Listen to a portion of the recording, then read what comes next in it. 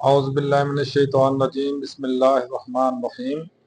अल्लाह जल्ल शानहू दे नाम दे नाल अल्हम्दुलिल्लाहि रब्बिल आलमीन वल आक़िबतु लिल मुत्तक़ीन अस्सलातु वस्सलामु अला रसूलिल करीम।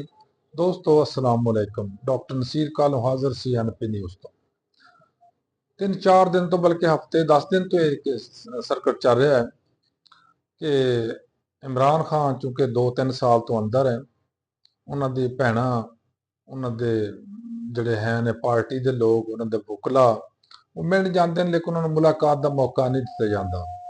क्यों नहीं दिता जाता, यदा तो जवाब मुख्तदरिया ही दे सकते आ, लेकिन मैनू इस तरह लगता इस तरह कोई जवाब ही कोई नहीं कहता भी क्यों नहीं मिल देंगे। क्योंकि अगर कोई जवाब हो तो जरूर जवाब देन कि इस वजह तो असं मुलाकात नहीं कराते।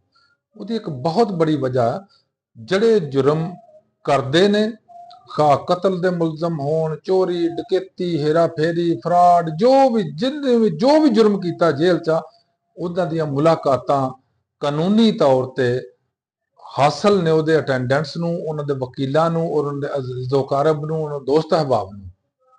लेकिन मेरे प्यारे मुल्क के अंदर पता नहीं की निज़ाम है, एक किस किस्म का निज़ाम है कि इत्थे अजीबो गरीब ही साडे रवायत बनती जा रही ने, जड़ियां अगे चल के पता नहीं सानू किधर नूं लैके जाणगियां कि जो मर्जी करी जाओ, जो जिस तरह मर्जी करी जाओ, कोई पुछदा नहीं, कोई गिछदा नहीं।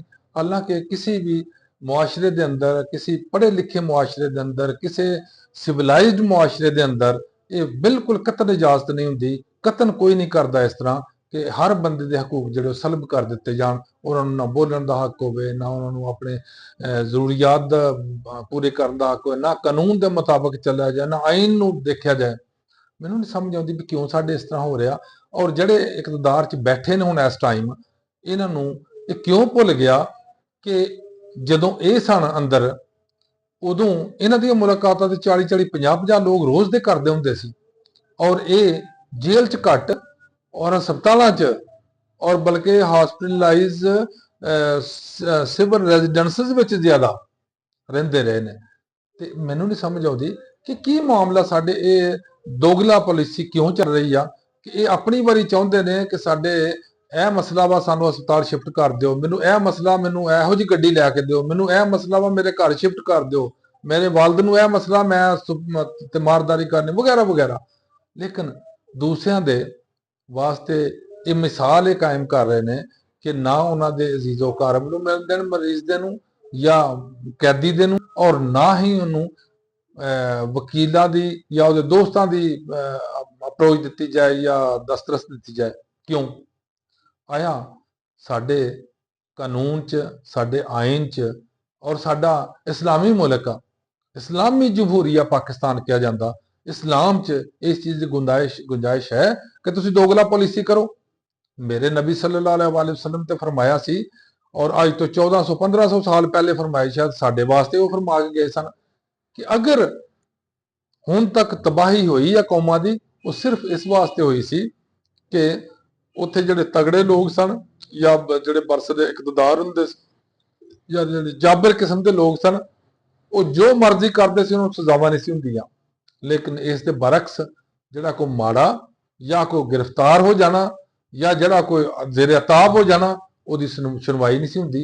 इस वास्ते वो कौमां तबाह हो गया क्योंकि उत्थे इंसाफ नहीं सी है। और दूसरी जगह मेरे वाका ने फरमाया सी कि अगर चोरी करदियां मेरी बेटी भी खुदा नखास्ता कर दी तो उन्होंने भी वही सजा मिलती जिहड़ी दूसरा दित्ती जाती है।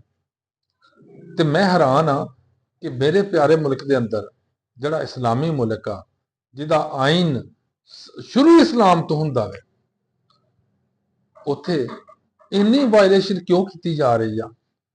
इन्ना इस्लाम आइन कानून और दे खिलाफ क्यों चलिया जा रहा, जिहदी वजह तो लगता है जिस तरह साडे कोई कानून ही नहीं है, कोई साडे आइन ही नहीं है, साडे कोई रूल्स ही नहीं है, जो मर्जी जिथे मर्जी हो जाता।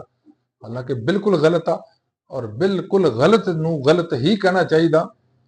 जिसका हक है जिन्ना उन्होंने जरूर मिलना चाहिए, और जो जो जिदे जिदे फराइज ने उन्होंने अपने फराइज अदा करने चाहिए विद लिमिट्स जिहड़े कानून दिंदा सन।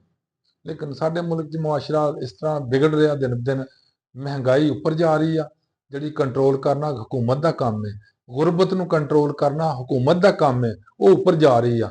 ਲੇਕਿਨ ਸਾਡੇ ਹੁਕਮਰਾਨ ਸਿਰਫ ਇੱਕ ਕੰਮ 'ਚ ਲੱਗੇ ਨੇ ਕਿ ਇਮਰਾਨ ਖਾਨ ਦੀਆਂ ਮੁਲਾਕਾਤਾਂ ਬੰਦ ਕਰਨੀਆਂ ਨੇ। ਜੋ ਮਰਜ਼ੀ ਹੋ ਜਾਏ, ਜਿਸ ਤਰ੍ਹਾਂ ਮਰਜ਼ੀ ਹੋ ਜਾਏ, ਮੁਲਾਕਾਤ ਨਹੀਂ ਹੋਣੀ ਚਾਹੀਦੀ ਹੈ।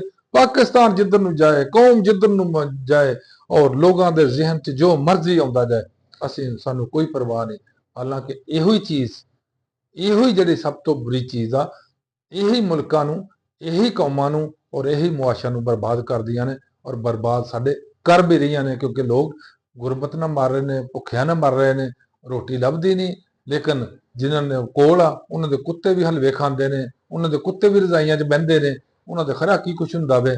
ਮੇਰੀ ਅੱਲਾ ਅੱਗੇ ਦੁਆ, ਯਾ ਅੱਲਾ ਮੇਰੇ ਮੁਲਕ ਦੇ ਉੱਤੇ, ਮੇਰੀ ਕੌਮ ਦੇ ਉੱਤੇ, ਸਾਡੇ ਪਾਕਿਸਤਾਨੀਆਂ ਦੇ ਉੱਤੇ ਔਰ ਪਾਕਿਸਤਾਨ ਦੇ ਉੱਤੇ ਆਪਣਾ ਕਰਮ ਫਰਮਾ, ਔਰ ਸਾਨੂੰ ਕੋਈ नेक दिल, रहम दिल और अच्छे साफ सुथरे और ईमानदार और आइन और कानून ते चलने वाले लोग अता फरमा। अल्लाह अकबर, अल्लाह हाफिज़, अस्सलाम वालेकुम।